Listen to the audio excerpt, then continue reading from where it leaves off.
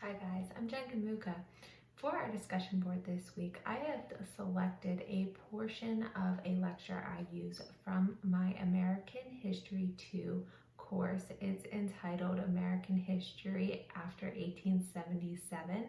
I used this in an undergraduate course, and it seemed appropriate for me that I select something from the beginning of my course. I typically start it with a review of the Civil War and Reconstruction, so I selected that to talk about for our discussion board today. I hope you enjoy it. So the Civil War, as we know, was fought from 1861 to 1865. This was between the Union and the Confederacy, the North and the South. This war really took the total commitment of the South. Population was smaller, so everybody was needed to fight, and that took the commitment of the people who had to stay at home. The men went off to war. Women were expected to step up and really take their places, especially I'm going to give you the example of on a plantation. If a man went off to war, the woman was expected to step up and take on the responsibility of maintaining the slaves, the plantation, and really running the household while they were gone. It could be very difficult for the women.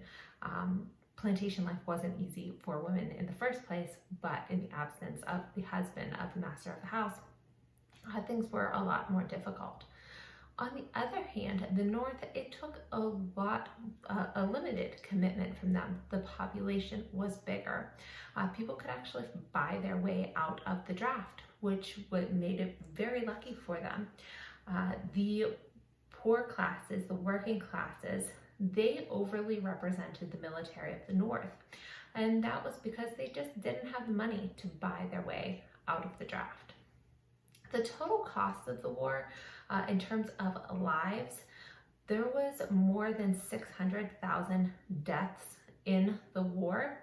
And this is going to create a very fascinating topic and concept for the Civil War, and that is the art of dying and the concept of good death. This is one of my very favorite things to talk about in the Civil War. Before the Civil War, we didn't have national cemeteries, and dying and mourning was really done in a different way because death was such a humongous part of the Civil War. So many people died because it was fought against brother and brother. People all across the country were dying. The culture of death really changed drastically. So we are going to see women mourning their loved ones at home in a different manner. Women were expected to dress in black for a certain length of time. They were expected to black their windows for a certain length of time. We had what was called professional wailers. They would go to funerals. You could pay them to come in and cry and scream and really carry on, so that way your loved one seemed much more important and very much loved. Not saying they weren't important, but really make them seem loved. So really the culture of death changed, and it was becoming so important that loved ones received letters home from the battlefield saying that, you know, the soldier died brave and ready to be received by God, and really not in pain and dying this good death. This concept really took off during the Civil War, which is really a fascinating topic. And it really just changed the way we see death. And the Civil War is really accredited for that. The cost of the war financially, it was a very expensive war. We see the Union, it cost over $6 billion for the Union, $2 billion for the Confederacy. And by 1906, the U.S. spent about $3.3 billion more on pensions and benefits for federal soldiers. It was a very expensive war, both in loss of life and financially. So we're at the end of the war. We have a nation that's basically ripped apart, and it's time to put that back together. And this period is known as Reconstruction. And it's going to mean different things for different people. But in the end, it's really going to come down to how do we put this nation back together. And since the South really kind of started the war, I shouldn't say kind of, the South started the war, they should be punished for this. But how are we going to do that? What are really the ramifications going to be? And that's going to be an entire issue that we are going to talk about. The end of the war also is going to bring about the end of the abolitionist movement. We have the Emancipation Proclamation put into effect. So there's no need to have a movement that is trying to stop slavery if slavery has been ended. So we're going to see the end of that. There is going to be another major issue with former slaves that comes about. We see the end of slavery, but this entire Black population, former slaves, now entering the free population, the white population didn't necessarily want them to be equal. We don't want slaves, but we don't want them to be equal to whites, and they didn't want them to be equal to whites. So what do we do? How are we going to deal with that as a nation? How's America going to deal with that? So that is going to be an issue that we're going to see and we're going to be discussing. And honestly, it's going to be an issue for many years to come. How do we deal with racial relations in America? So the issues that we're looking at institutionally is, what are we going to do with former Confederates? What are we going to allow them back into governmental service? Can we trust them? Are we going to permit them back into the military? Can we trust them? Are they going to just lead the army directly back into a war? We need to come up with a plan for how to deal with this group of former Confederates that kind of protects the nation, punishes the guilty, but doesn't overly punish, because we have to reform as a nation. We have to find kind of a middle ground. So Reconstruction is going to start with optimism and kind of end with punishment. So the country is going to start with the best intentions. And there's 3 phases of Reconstruction. There's presidential Reconstruction that we're going to look at, there's congressional Reconstruction, and then there's the Reconstruction of the South. In 1863, Abraham Lincoln is going to issue the 10% plan in his proclamation of amnesty and Reconstruction. And what this plan states is, when a minimum of 10% of the qualified voters from 1860 in a particular location take a loyalty oath, they can organize a state government. The state government has to have certain things, though. It has to be Republican in form. It has to abolish slavery, and it has to provide for Black education.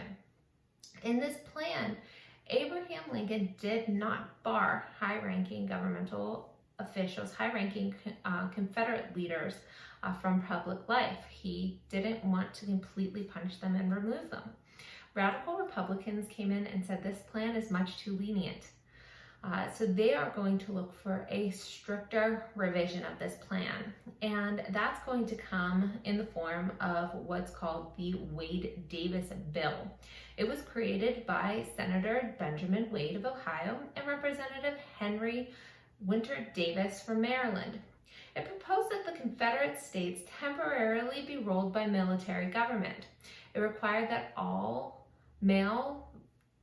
adult males take a loyalty allegiance before drafting a new state constitution.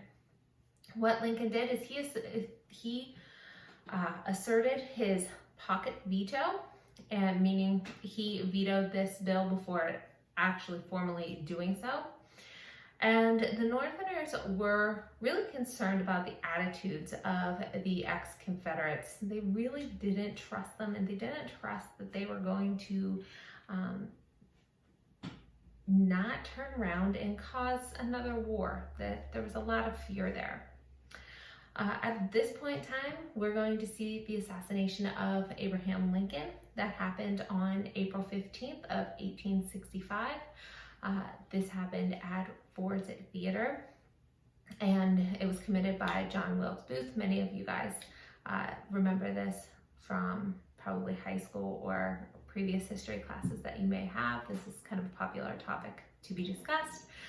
John Wilkes Booth, he snuck into the theater, he shot Abraham Lincoln, he jumped onto the stage of the theater. This was all done while Our American Cousin was being performed. He shouted Sic Sempus Tyrannis, ever thus to tyrants, and he escaped from the theater. The less well-known portion of this story is when he escaped the theater, he had hurt his ankle whenever he jumped from the balcony to the stage. And if you have ever been to the Ford's Theater, it's actually quite a high balcony. It's really an impressive jump, and it's really no wonder he hurt his ankle. But whenever he made his escape, he jumped on a horse and he rode to Dr. Samuel Mudd's house. Dr. Mudd, he didn't know, at least he claims he didn't know, that John Wilkes Booth had just assassinated the president. So fixed up his ankle, sent him on his way. When the authorities got to Dr. Mudd's house, Dr. Mudd claimed he didn't know that he just helped this assassin, and he wasn't a part of this assassination. They didn't believe him. It went to trial, and he eventually went to prison at Fort Jefferson. He was actually quite helpful there during the yellow fever epidemic that went through there. But if you have ever heard the saying, his name is Mudd, this is where it came from, or his name will be Mudd, because no one believed him. His name was Mudd because no one believed him that he didn't just help the person who assassinated the president. So that's kind of an interesting tidbit or an interesting fact that comes out of that. This lecture does, of course, go on. This was just a small portion of it, and just a little bit of the beginning of a review for my undergraduate American History 2 class. I hope you guys enjoyed it, and I look forward to seeing all of your lectures. Thank you guys for watching. Take care and stay healthy.